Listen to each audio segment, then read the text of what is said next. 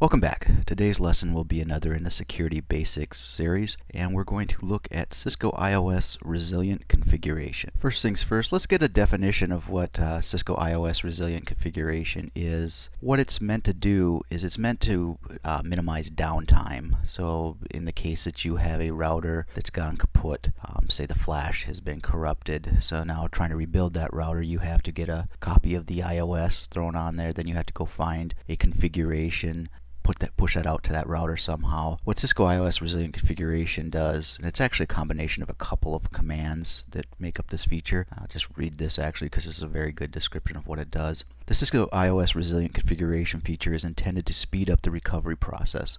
The feature maintains a secure working copy of the router image and the startup configuration at all times. These secure files cannot be removed by the user.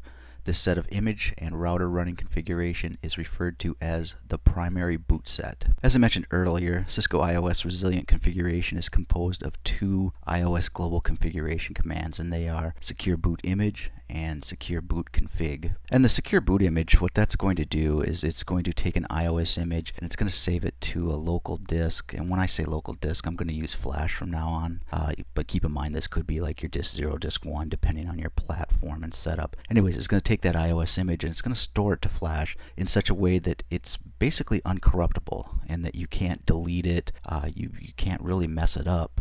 Actually, what we'll do later, and this is pretty cool, we're going to go ahead and format the flash card, wipe everything out, and we'll see that that secure boot image stays there. It doesn't get wiped out with the format. The other very cool part of this feature is that it doesn't take up much space, so it takes up, I think, just a little bit more, minimal amount more space than what is currently being used by the non-secured boot image, if you will, the non-secured iOS image rather. Secure boot config is going to work in much the same way. What's going to happen is when you enable this command, it's going to take the current running configuration at the time that you enable that command. That's kind of important. We'll touch on that a little bit more later. It's going to take the running configuration and it's actually going to write it to flash. You're not going to see the file. You're not going to have a file, a .cfg file or something that you can see in the flash, but it's going to be there. And what this is good for is, say that your router gets boned up, or you do a write erase and blow everything away, you can quickly restore this. It's going to actually be in the flash. Like I said, though, you won't be able to see it. The router will be able to bring this back to life, and you'll be able to slap this on your startup configuration and be good to go. And the verification command for this is going to be show secure boot set, and we'll get pretty deep into that as well. So this slide captures some of the aspects and important considerations of Cisco iOS Resilient Configuration. The first bullet here says the configuration file in the primary boot set is a copy of the running configuration that was in the router when the feature was first enabled. And what that's pointing out is that when you enable the secure boot config command in global configuration mode, it's going to take a copy of the current running configuration at that time, and it's going to secure that to your flash card. And what you have to keep in mind here is this secure boot config. This is not going to change. So if you, for instance, write your configuration, you do a copy run start, that changes to the startup configuration are not going to be reflected in this secure copy of the configuration that's in flash. So you have to keep that in mind. You can certainly update the secure boot config when you make changes, or what a lot of people do with this feature is they just have like basically a baseline, something that they absolutely need to have on there. And it's good for rollback too. If you completely fucker your image, you have a known working image that's on the flash, and maybe that's a good analogy with Windows, the known good config. Maybe make this your known good config, but just keep in mind that this is not changing. It's not updating when you update your running or startup configuration. You have to do that manually, and we'll show you how to do that. And this next bullet just reiterates what I said earlier. This doesn't take up much space when you're talking about the config secure boot image. Doesn't take up much space. It's a little bit more. We'll see that on the command line. The feature automatically detects image and configuration version mishmashes. You got the gist of that. Pardon my mush mouth. We'll take a look at that, the CLI as well. Okay, this is kind of important depending on how you have your network set up. Only local storage is used for securing files, blah blah blah blah blah. Basically what it's saying is you're getting your config from a TFTP server, some outside source that's not local to your device. this is not going to work.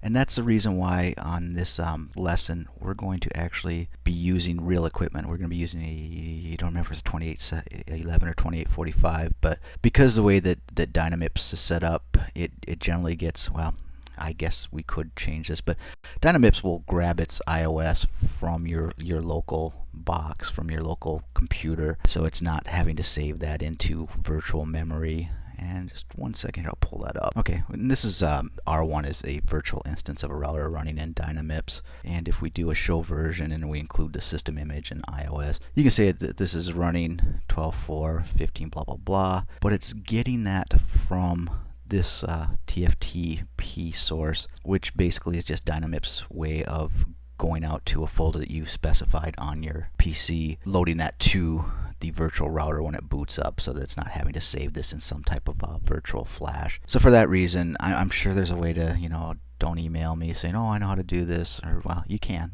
I would probably like to know how to do this, but it's just easier for me to use real equipment, especially when I'm going to be doing stuff like formatting the flash drive. And so now this final one, and you can guess, it's in red and bold. This feature can be disabled only through a console session, and we'll go over that, but keep this in mind, that there are going to be some things, some operations with this feature that you're only going to be able to do through a console session. So unless you have, a monkey at site with a cable into the console port, or you have some type of remote access through the console port, some things you're going to have to do locally or through that remote access through the console port. You will not be able to do this through a telnet session or an SSH or some type of VTY connection. That is important to keep in mind, especially when you're planning, if you're using this for some type of minimal disaster recovery plan, to keep this point in mind. Okay, and this specifies some restrictions for Cisco iOS resilient configuration. This feature is available only on platforms that support, I'm not going to read all that, PCMCIA ATA disk. Basically just read that as flash. There must be enough space on the storage device to accommodate at least one Cisco iOS image, 2 for upgrades, and a copy of the running configuration. That makes sense. Like I alluded to earlier, this feature doesn't take up much space, so if you can fit those on now, you should be good to go to use this feature. iOS file system support, blah blah blah, is also needed. Basically, the router is going to tell you if you're going to be able to use this or not. And let me pull up that. Okay, this is our R1 that's running in Dynamips. If I try to issue this secure boot config, if I can spell it correctly, command, hit enter, it's going to tell me no. It looks at first deceivingly like it was going to take it, but it will give you an error message. It's basically saying no ATA disk found. This is a quick and dirty way to figure out if your device has the ability to support this command. Do keep in mind that if you're doing this to a remote device, if this device does support the secure boot config, you've just enabled it by issuing that command, and in order to unenable it, for lack of a better term, you will have to access it via the console ports. Probably something you want to do before you ship equipment out, or do from a console line. Okay, so let's get rid of this.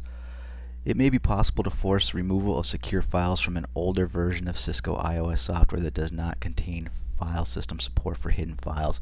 Like I told you earlier, that the secure boot config is, you're not going to see that. It's going to be a hidden file, and we'll see all this on the CLI, but this might be something you want to keep in mind for the test and for the real world, that if you're not using up-to-date iOS, that it's possible for older iOS versions to see and to remove these files. Just keep that in mind. This feature can be, this is an important one, this is very important. Okay, this feature can be disabled only by using a console connection to the router. This is very important. We touched on that just a minute ago. So I mean, you always have to keep that in mind. With the exception of the upgrade scenario, feature activation does not require console access. So that's kind of the double-edged sword right there. You can go ahead and VTY to a remote device, enable this feature, but in order to get the benefit of it or to turn it off, you will have to be on the console rather than through a VTY connection. Okay, and this is just reiterating that you have to have local files for this to work. You can't be getting files from over the network. And this last one we'll go over on the CLI, but it's telling you that you're not going to be able to see these files. In ROMmon you can, and we'll look at that. But in order to see, to verify that this is working, you're going to want to use show secure boot set command to verify.